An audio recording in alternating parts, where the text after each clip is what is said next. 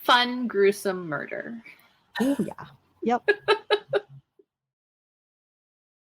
Welcome to Keep It Fictional, a weekly podcast for book lovers by book lovers. Build your to-be-read list with Sadie, Liz, Virginia, Fiona, and Corrine from the Port Moody Public Library. Warning, this podcast contains strong opinions and may cause an increase in your library holds list.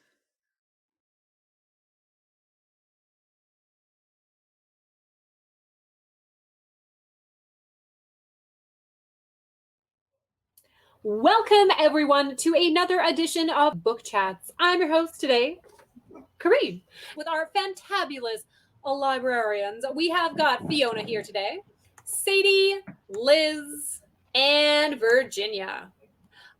We are here to talk about book one in a series, which I am very excited about. So my first question is for Virginia, because I know you are a series reader. What to you makes a good series? Ones that have characters that I want to spend time with over and over and over again. Like, doesn't matter what they do. I like them so much that I want to hang out with them. So definitely for a series, I think the characters are more important to me than what the stories are about. Okay, that's fair. And Sadie, because I know you're another series person, is there anything that really grabs you when you're reading a series, or something that immediately is like, not for me? Yeah, I think definitely characters similar to Virginia. Characters that I just want to read about in no matter what the situation is. Also, I think a world that I really enjoy. So if the world that's created is really engaging, I will pretty much try and read anything that takes place in that world. And so if it's a series, I will read novellas that have to do with that world. I will just try to get anything that is possible and anything that is available if the world is created really well. Does anyone here believe in like the second book slump? Has anyone ever read a series where the second book was kind of like, but you kept going through the series? I am actually quite guilty of giving up on a series after the first book if it doesn't catch my attention.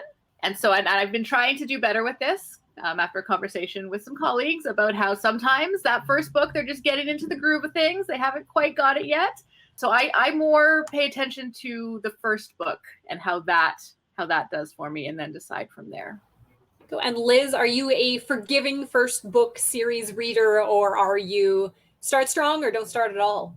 I don't read a lot of series. So if I even pick up a series, the first book, I have to already really be into it for whatever reason, like talking with colleagues about what a great book it is, or just hearing so many good things, or just knowing that it's a world that I do want to learn more about.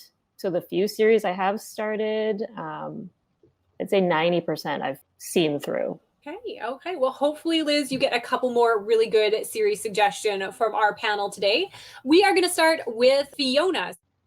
I chose Call Down the Hawk by Maggie Stiefvater, and this is actually a follow-up to another series. So the original series is The Raven Cycle, and it is a YA series about a teen from a family of psychics and kind of her entanglement with Gansey, this sort of like elite private school rich boy, and all his friends as they search for the mystical king, Glen. I wrote it down, then I can't read it. For a mystical king. And it was like not something that I would usually get into, like usually the idea of like psychics and just like, no, doesn't do it for me. But I think the thing is I fell in love with this character, Ronan Lynch, who's just like this tough guy. Yeah, like that's pretty much what he is on the surface. But he just has great character development. And so she made this other series called the Dreamer series, which Call Down the Hawk is the first one in, and it actually follows Ronan. So after actually ending up loving the first series, this was like something I just looked forward to so much. So it follows Ronan, and he is this kid from a dysfunctional Irish family, and he has inherited the ability to bring dream objects into life. And his boyfriend, Adam, who's also in the first series, is kind of a scholarship kid. He comes from a poor family. He spends his time fixing cars, and they have a really kind of cute oddball romance. And so he makes an appearance again in this, which I was excited to see more about their relationship. And this series also brings in lots of new characters, including Jordan Hennessy and her posse of identical girls. So I don't want to spoil it too much, but there's like, 10 Jordan Hennessys, and they're all slightly different. And Carmen Farouk Lane, who's a reluctant dreamer hunter. Ronan's brother Declan also comes back into this, and in the initial one, Declan and Ronan are always at odds and always fighting, and Declan gets a lot of much needed character development in this series. So all of these characters' stories intertwine in a way that is either going to stop the apocalypse or start it. It's not entirely clear. It's super action-packed, but I'm only in it for the 300% more Ronan that is in this book. It's a totally wild romp with lots of weird things happening. It's a wild teen fantasy with murder crabs and motorcycles. So if all of that randomness with a lot of like built-up teen angst sounds like your thing, then I think that you will enjoy it. That does sound like my thing. Thank you, Fiona. Love a good end of the world. Love a good end of the world. Sorry, you said murder crabs, right? Yeah. Okay, I'm in for the murder crabs. Lots of murder crab guts too. Great. Okay, moving swiftly along for murder crab guts, we have Sadie. Well, I'm not going to talk about murder crabs, but I am going to talk about murder, I guess you could say. So my book is Throne of Glass by Sarah J. Maas, and this is the first book in the same titled series, the Throne of Glass series, and it is a YA fantasy series. It takes place in the kingdom of Adarlan, and in this kingdom, magic is not only rare, but it's actually outlawed by the king. Adarlan is the seat of power in the area, and it's ruled kind of by a not great king, King Dorian Havillard I. And he has been in the seat of power since he conquered the surrounding kingdoms, including the kingdom of Terrasen, about 10 years earlier. So this is all background. It does come into play, but the main story follows 18-year-old Celaena Sardathian. And a year ago, Celaena was one of the most infamous and feared assassins. So there is your murder. She was an assassin. She was one of the most feared assassins in the kingdom. However, during one assignment, she is betrayed and caught and arrested and sent to work in the prison salt mines in Endovir. She doesn't really have any hope of escape. She doesn't have any hope of rescue. She doesn't really have anyone left in her life who would be able to help her in that situation. So she's just sort of resigned herself to a life working of hard labor, working in the salt mines. However, one day, the prince of the kingdom, Dorian, comes and approaches her with a bit of a proposition. His father is hosting a competition to find a new royal assassin. The prince wants to put Celaena forward as his champion in this competition. If Celaena wins, she has to serve the kingdom for 4 years, but then has her freedom. Since the alternative is life spent working in the mines for the rest of her life, Celaena decides that she will accept this proposition and goes to live at the castle and compete in this competition. However, as the competition starts, a few weeks into the competition, her competitors start turning up dead. She's not really sure what's going on. She's a little bit worried that she might be the next victim. So she starts to investigate the deaths and try to figure out what is going on. What she learns tells her a lot more about the kingdom, a lot more about the competition, and a lot more about her past than she ever thought and that anyone could ever have guessed. I really like this book because of Celaena. The character drew me in as soon as I started reading it. She is a very strong female character. She is very sarcastic, kind of snarky, which I really, really enjoy.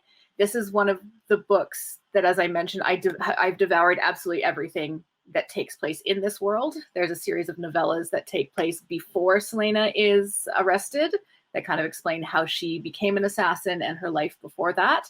And I've read every single thing that is part of this world.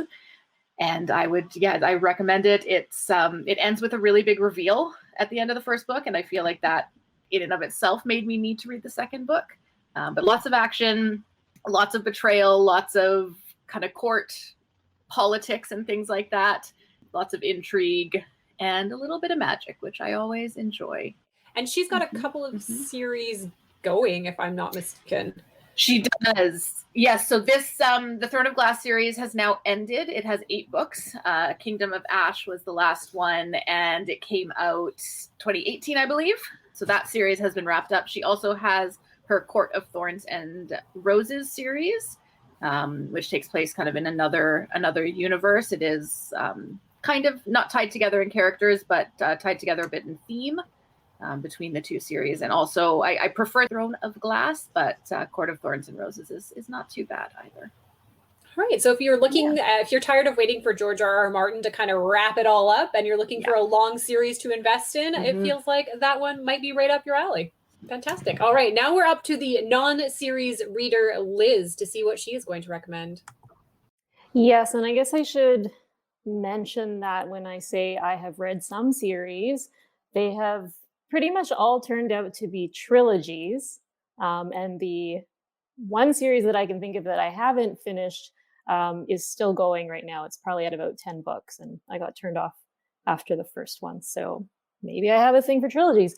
And speaking of which, this first book in the trilogy, the Winternight trilogy, is called The Bear and the Nightingale, and it is by Catherine Arden. And this was this author's debut book. So in The Bear and the Nightingale, we find out about Vasya, a very strong-willed, tomboyish teenage girl who has a special gift. Now, this historical fantasy takes place within medieval Russia. It's packed with action and adventure, and it incorporates a lot of folklore from the Russian culture. And you can really tell when you're reading this book and this series that the author has done a lot of research about this particular time period. So Vasya, she's part of a close-knit family. Unfortunately, her mother has passed, and she's got a stepmother that she doesn't quite get along with. So that's sort of the only rift within her life, but otherwise she gets along well with everybody in her community as well. Now, the gift that I was referring to that Vasya has, she is able to see and communicate with mythical creatures that live all around us, according to Russian folklore, creatures that live within our homes and take care of our homes and look after us so long as we pay them reverence. But during this time in medieval Russia, Orthodox Christianity is coming into popularity. Because of that, many of the people within Vasya's community are no longer adhering to the old ways. They are no longer making offerings to these mythical creatures. And because of that, these creatures are weakening and may disappear entirely. So those protections that come with the creatures living in people's homes are weakening themselves. And that is opening the door for a great evil to creep in to society.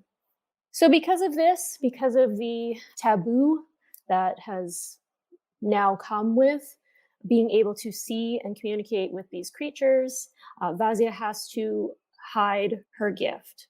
However, she can see that evil is encroaching and she must do something about it. Now, where this takes her, you'll have to read the book to find out. But it does take her beyond the confines of her family and of her community. And she heads over to Muscovy, which you may now know as Moscow, the capital of Russia. So I really was gripped by Vasya's story, by her as an incredibly strong character, particularly within her society, and her strong moral compass to do what was right, regardless of the cost. This story, The Bear and the Nightingale by Catherine Arden, left me anticipating what would happen next. And so with each book that came out in the trilogy, I eagerly waited for the publication date and wanted to see what happened next. I have only read the first in that series. I think I might have the other two at home right now, but it is fantastic. And I think you did a really good job of explaining that, Liz. It's kind of got like a little bit like a fairy tale retelling feeling. So if you're like a Naomi Novak fan, it like right up your cul-de-sac. All right, next up we have got a Virginia. So everybody, let's get back to murder, because that's what we're all about today. So picking a series for a series reader, just one to talk about, is impossible. It is painful, but my colleagues here actually kind of helped me narrow down because I noticed that everybody was doing more of a fantasy series today. So I decided that to go with the crime thriller. So the one that I have for you today is the Department Q series, and this is by UC Adler Olsen, and the first book is The Keeper of Lost Causes. And this book is translated from Danish by Lisa Hartford. So Department Q is a new department that is set up within the Copenhagen Homicide Department. And it is created mainly for political reason, because there's a bunch of politicians who decided that, you know what, I need to get some more votes, and I'm going to get that by pressuring the police to resurrect these cold cases, high-profile cold cases that were never solved, and we need to bring the victims justice and also bring me some votes. So that's how Department Q was born. The police decided that fine, we'll do it, because this new department came with a large sum of money, which they plan to use all for themselves and their other operations, and just give Department Q like the bare minimum. So here we have the basement of the police building. We're just going to put Department Q right in the unfurnished basement, and we're going to give it exactly one staff, Carl Mark. Carl just actually came back from a leave. He was on a case with two of other detectives, and they were ambushed, and one of them was killed, and the other was still in the hospital and paralyzed for life. Carl blamed himself for what happened because he thinks that he should have reacted faster. He should have done something, but he was frozen and he was too scared to do anything. And so he blamed himself for all that. So he's dealing with issues which made him even a less friendly person and even more grumpy and less of a people person, which he was never one to start with. And Carl was like, fine, I'll just go to the basement. I will, come to work, drink some coffee, put my feet up, take a nap, and just watch the clock ticks by and go home when it's time's up. Even though he was a very good detective, he doesn't care anymore about anything. So he sort of just lost his interest. But he didn't know that this department came with money. And so he went up to his boss and he's like, come on, like, I know what you're using the money for, but at least just give me an assistant, right? Like, give me a janitor, give me a handyman. I need someone to like help set the department up. I need them to bring all those boxes and boxes of cold cases down and all the files and everything. Just give me an assistant, right? So they gave him Azad. Azad is a recent immigrant from the Middle East. You will not really find out about his background just yet, but you will soon. And he is he's not a detective, he's just a handyman. And so he and Carl start setting up the department. Carl doesn't really care, but Azad seems to be really interested in all these cases. And he was starting to read them. And before you know it, he started getting Carl interested, and they start looking into what they might consider their first case. And they found the case of Marit Lingard. Marit is a rising star in her political party about 5 years ago. And one day she was on a ferry with her brother, and she allegedly jumped off the ferry and drowned herself. There was no body found, so the case was sort of still left open because of her position. Like, they kind of have to keep this case open, and all the people that they talk to that know Marie don't know why she would drown herself. Like, that just doesn't seem right. But there was no new leads, no new evidence for a long, long time, and so they just sort of left that case closed. And now this is going to become Department Q first case. So the book alternates between chapters with the present day, which is Carl's investigation, and also with 5 years ago from the point of view of Marie, and what happened to her. So as a reader, you kind of get to find out things before Carl does, and you kind of watch those two parallel, and you're going to have to figure out, are they going to come together? Is this, are they going to figure out sort of what happened to Marie? For those of you who love Scandinavian and Nordic noir, this series has everything you love about those series. It's dark, it's gruesome, it is brutal, all the cases. So I would not recommend it to most of my colleagues here. It is pretty dark, but I know there are some Nordic fans out there that would love the series. And I think what set this series apart is that you have this grumpy detective, which is pretty typical in a Nordic crime fiction series, paired up with this delightful gentleman, Assad. And he is just so much fun to read about. He is smart. You know that Assad knows a lot more things than he appears. He is definitely more than meets the eye. And he pretends that he doesn't know things and doesn't understand things. But in his very innocent comments, sort of give Carl's ideas and help him with his case. And I only read the first book so far, but I know that in the later books, you're going to get more people that is going to join Department Q, and they are supposed to be equally delightful. So all the side characters definitely made this series. So I am looking forward to spend more time with them. So this is, again, the Department Q series. That does sound pretty good, I have to say. Even I love a mystery series because, again, there's something about a series that works really well with a procedural, right? Because there's always a new case, you're always meeting new people, new characters. Watching these detectives go into interview people and try to find out what happened, and just dig up little they try to piece together the story. It is so much fun, but it is gruesome. Let me just warn you. So fun, gruesome murder. Oh yeah. Yep. All right, which brings me to mine, which is fun but not gruesome. So every once in a while, you find a book that you feel like is written just specifically for you. It checks all of the boxes of things that you really enjoy. And for me, that book and that series was The Strange Case of the Alchemist's Daughter by Theodora Goss. So in my checklist of things that I love Victorian stories. Love it. Love that setting. I like strong female characters and female friendships. It's got that. I love stories that are books kind of about books. And this series does it really interestingly. It's a bit of a pastiche novel, and I like books that are funny, and this is that as well. So this story starts with Mary Jekyll, and Mary Jekyll finds herself penniless. She has a very nice house, but after her mother's tragic passing and her father's murder, she finds herself a woman without an income of a certain class with no real discernible skills. So she decides to do what any respectable Victorian lady would do, and she decides to hunt down her father's murderer.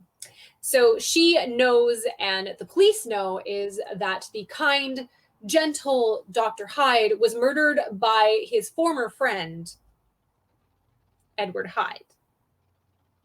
So Mary Jekyll goes on the case of Mr. Hyde, but instead of tracking him down, she finds his daughter, who is this young Spitfire, half feral, wall-climbing, nun-stabbing child who has been raised by this very strange order of nuns in the middle of England.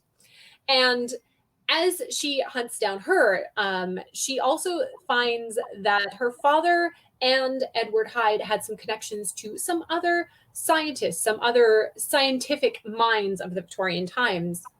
So she decides to enlist the help of Sherlock Holmes and Dr. Watson to see if she can find out her father's former associates, to see if they can give her a little clue as to where Edward Hyde might be hiding. She meets three other women who are kind of like the product of strange experimentation, including Catherine Moreau.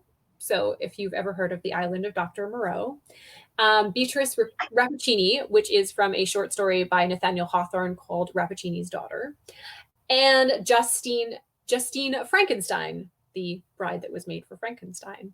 And together they joined forces to try and oppose the mad scientists of the Alchemist Society and their malicious machinations.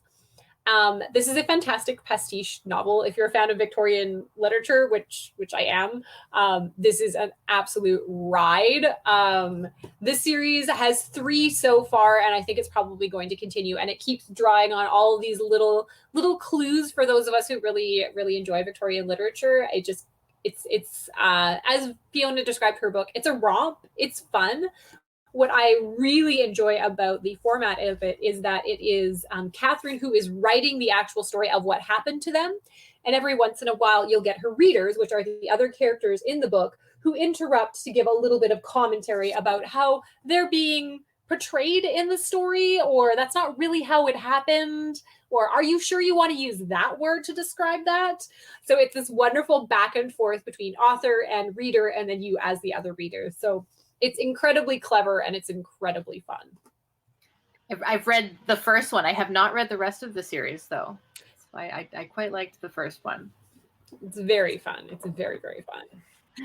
So thank you so much for joining us. We hope that you enjoyed some of these books, managed to pick them up. If you have any suggestions about these particular categories or ones that you enjoyed, like the first in a series, just let us know in the comments. And I think we're all in the mood to take recommendations, so we will definitely pick them up and let you know what we think. All right, so from everyone here, we hope that you have a wonderful week and happy reading. Thank you for listening. If you like our show, please tell a fellow book lover about it. You can find a list of all the books we discussed in our show notes. Join us next week for another fun book chat. Until then, keep it fictional.